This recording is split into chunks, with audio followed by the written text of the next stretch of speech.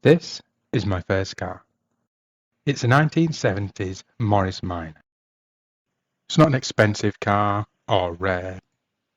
In fact, that's actually why I got it. It was cheap to buy, but more importantly, it was cheap to insure. As a young man, it was almost impossible to get insurance. I managed to buy this car and insure it for a couple of years even before I even got near the cost of insuring a normal car. It was our only car, and we used it like a normal car. I drove it to work. We regularly drove it to see family hundreds of miles away. We took it on trips to IKEA. I packed it with my flat's worth of stuff and drove it all the way to Scotland when moving house. The suspension never fully recovered. It wasn't always good times, though. This is the first picture I ever took of the car when we were driving it home, and this is the second. This car broke down a lot. It broke down day, night, sun, rain. I didn't even own a spanner when I got the car. I had never worked on a car before. No one in my family really worked on cars. It wasn't something I knew much about.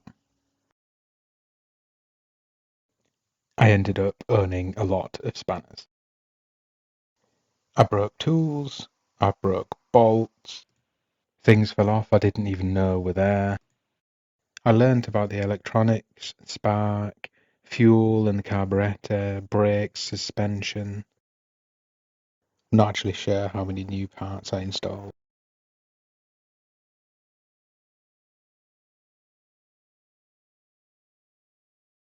We once changed the engine in a car park. Had to improvise tools and solve problems. But eventually I got a modern car and a kid, and it became a project. I intended to give it a respray, so I bought a second-hand air compressor, which was broken, so I fixed it. So I pulled all the panels off, stripped the whole car down for paint, and found a lot of rust. Turns out this would have to turn into a full restoration, so I bought a welder, which was broken. So I bought another one, which didn't work very well. I ended up buying another. Lesson learned, don't cheap out on a welder.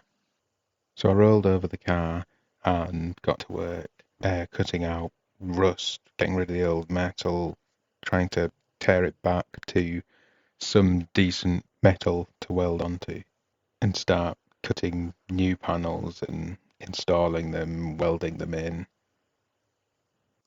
I started on the right hand side. I replaced all the sills, and you can see here replacing the inner wheel arch and the hinge pillar here. I wanted to keep the bolt holes for the hinges for the doors there, so when I put everything back together, it would all still fit. And this is where we are now. I've got the front corner done, replaced all the inner wheel arch. I've painted all that inside and out with epoxy. I've replaced the boxing panel here and the lower panels. I haven't yet painted any of the underneath. I'm going to try and do that with the whole floor section. This inner edge of the floor has been replaced along with the cross member end there, all the way back to here. So I've been stripping some paint back here, and I've done a few repairs already along this back corner up to about here. You can see the line there, and this is all original. I accidentally drilled out a few extra spot welds there, and I've just cut in and replaced this corner over here. I didn't think I needed to, and then spotted a lot of rust. I've previously replaced these panels along here, but I just need to grind down these welds here and start plug welding. To make my life easier here, because I accidentally drilled through, I've got a bit of copper to act as a bit of a heat sink behind where I'm welding.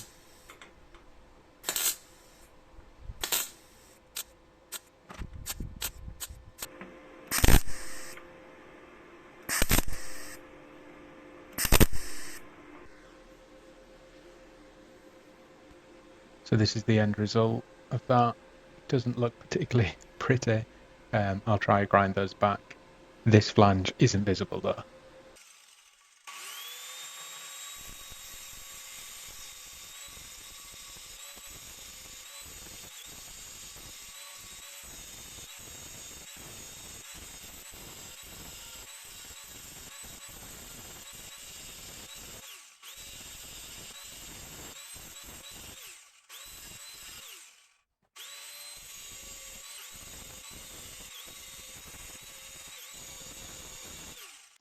This is the first pass with the grinder there.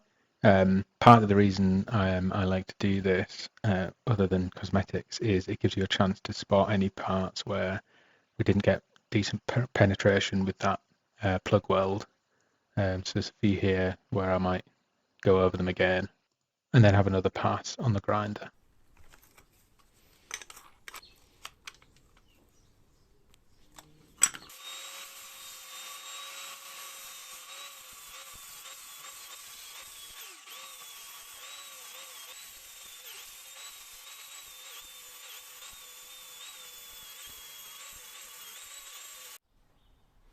And this is the final result. I think this is probably good enough for a panel that is going to be hidden underneath the wheel arch. So that's all the major welding done. I just need to strip off every last bit of paint and underseal from this panel that I can find, and start prepping it for some epoxy primer, which is what I'm going to use over the whole underside of the car. So you can see here, it's a real pain getting all of that underseal out from kind of behind these flanged sections. It's really nasty stuff. I'm also cleaning up the edges of these panels and getting them down to their kind of final dimensions. I don't want to put too much heat into them once they've got the primer on, because the epoxy primer doesn't like heat. A few last minute adjustments here as well. I need to add some plug welds along this bottom edge.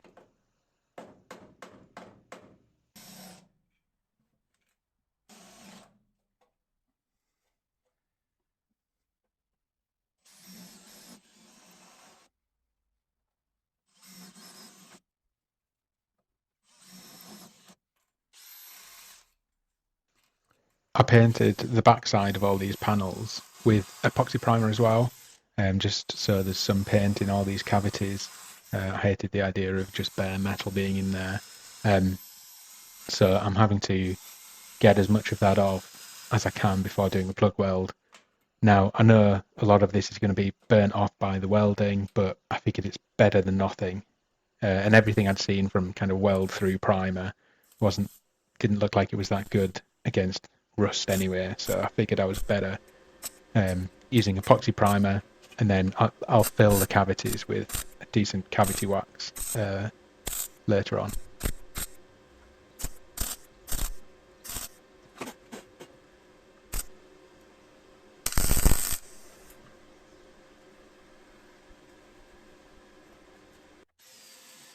You can see a repair from a rear end collision here. There's a lot of filler along this edge. I'm not sure how bad that is. It's a couple of millimeters thick along that back corner. I may end up having to replace more metal along the rear boot floor, but I figured I'd work on the assumption that it's staying there for now. Ideally, for epoxy primer, you need to sandblast the surface. I don't have the ability to do that, so I've just been giving it a good key with some sandpaper and hoping for the best. But inevitably, every time I start kind of final prep, I see a spot which needs a bit further work, slightly more rust specks that I want to dig out a little bit, put a bit more attention to. So it's a long process getting this final stage.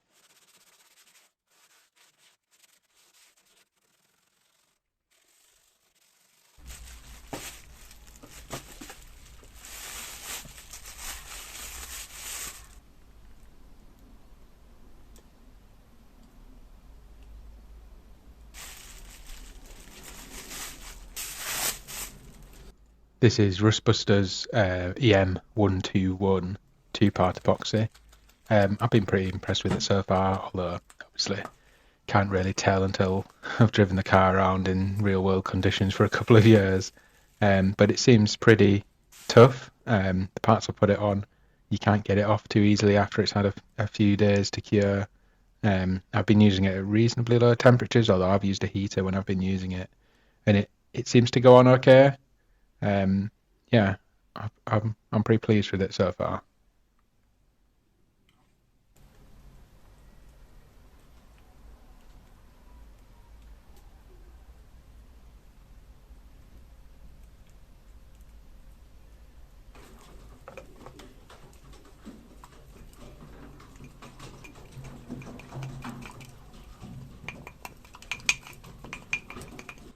I'm brushing it on, so I add a little bit of thinner. I think officially it's 10%.